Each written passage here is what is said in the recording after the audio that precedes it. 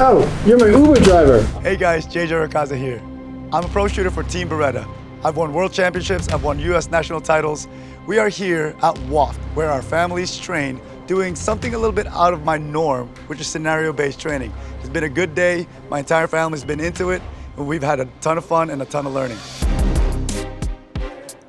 Here at WOFT, what makes it really interesting is to be able to bring the entire family together to train. Usually in a normal family dynamic, the male goes out there to train, or at least one of the parents train, and quite a bit, there's just a certain bias to one person or another, and the rest of the crew is just kind of relying on that one person. Here at WOFT is the opportunity to be able to bring and introduce all these little aspects, the hand-to-hand combatives training, the rifle training, the pistol range training if they've never shot.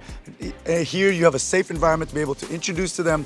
If they're familiar with it, and once they get familiar with it, they get some high-level instructing from a high-level instructor, and at the same time, now we pull that together, those individual skill sets, and we take it to a scenario-based training, the coffee shop, the low-light training with vehicles, in and out of carjacking, whatever scenario may be with role players. All these dynamics come together and it's almost a complete day. So we walk away from here as a team now, not essentially as an individual unit operating as a family. Now, no, we are operating as one family, one team, operating with the same goal, survive.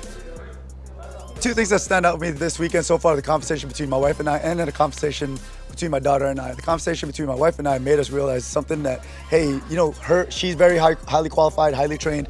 I'm fairly trained as well, I have some experiences in this, but we've never trained together amongst on how to do this and stuff like that. So we've always assumed that we can handle certain things. So that was one thing that we said, hey, we're gonna need to start integrating ourselves. And this is the first time actually all these years to be able to come together and work as a unit together.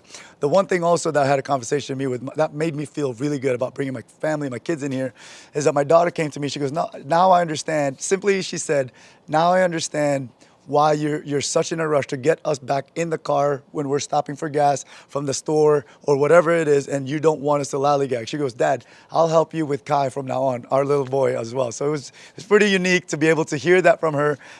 Such a mature thing to say, and to me, I was proud to be able to say, hey, that's pretty cool that you understand that. Now I have another person in my team that I can rely on, not just me and my wife, right? So it's pretty neat.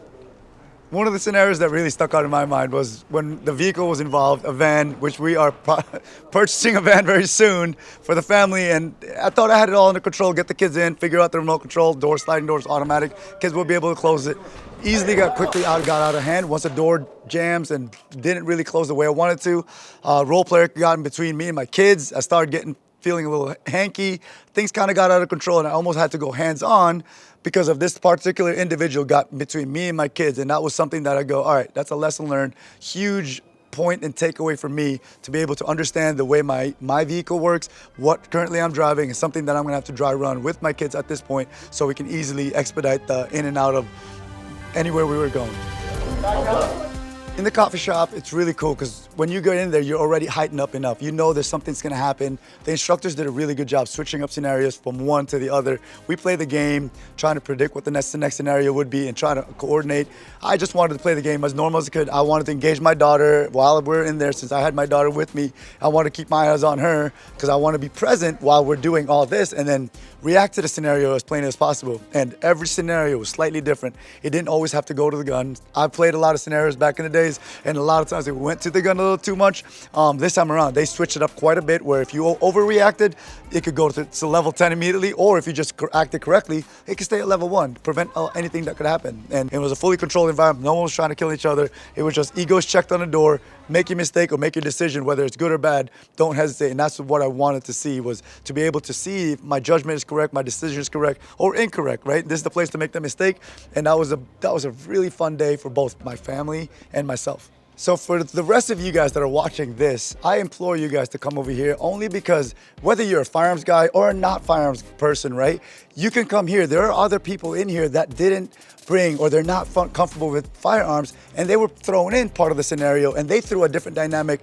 Their conversation, their reactions, and their perspective changed a lot of the scenarios as well. So whether you come here as either a gun guy or a not gun guy or girl, It's something for you to learn. Everyone here is walking away as a better person, as a better asset out there to the community, make it safer, because now they're a lot more aware, and it's a really cool thing to be an asset as opposed to be a liability, relying on other people versus relying on yourself. And at this point in time, everyone's walking out of here thinking that we got to rely on ourselves first before we rely on others.